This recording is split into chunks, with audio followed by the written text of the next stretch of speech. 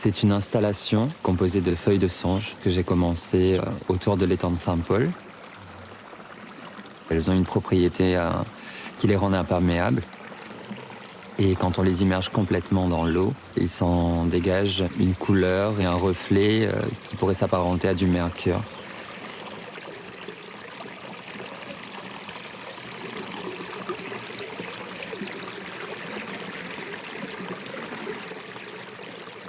J'utilise ce principe-là, cette propriété, pour changer la forme du bassin, par exemple. Donc je vais venir tapisser complètement un point d'eau entièrement de feuilles de songe.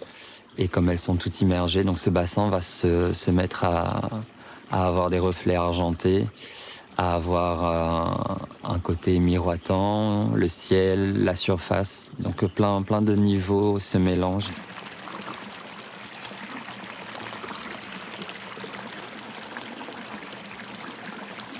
C'est une œuvre très contemplative.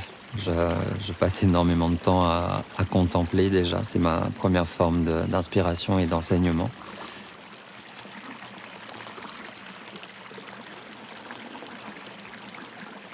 C'est extrêmement riche. Il y a des rythmes, il y a des temps.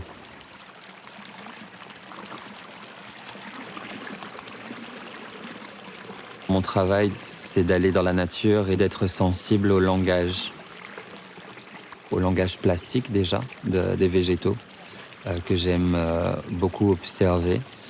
Ensuite manipuler. Donc entre l'observation et la manipulation, des gestes apparaissent et les sculptures, les formes, s'amorcent d'elles-mêmes. Donc j'utilise ces propriétés pour mettre en lumière un langage du vivant et le rendre sensible.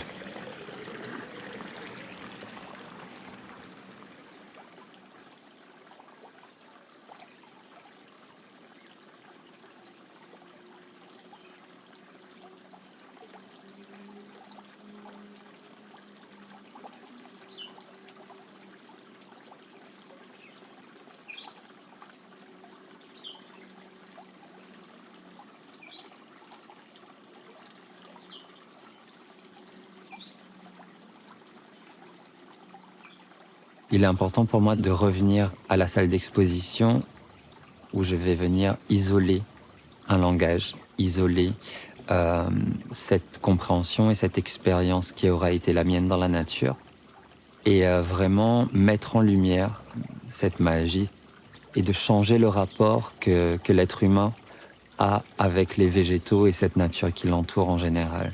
Donc lui proposer un point de vue complètement autre dans lequel il va redécouvrir une plante extrêmement commune sous la forme par exemple d'une divinité ou d'un être sacré ou d'une forme mise en lumière qui évoque quelque chose de sacré et de respectueux.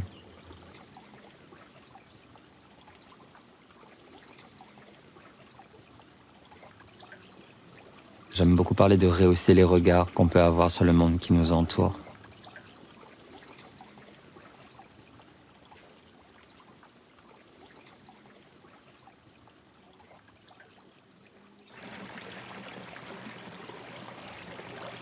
Depuis l'enfance, en fait, j'ai grandi dans le jardin et très vite, mes jeux d'enfant, c'était de diviniser et de personnifier les arbres et les plantes du jardin.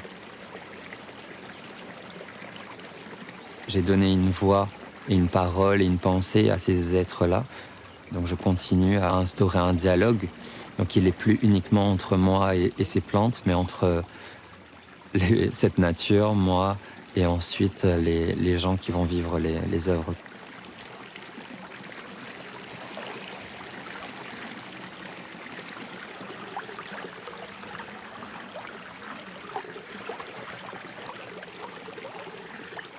Le spirituel et mon amour des choses qui poussent, c'est exactement là-dedans que s'inscrit mon geste créatif.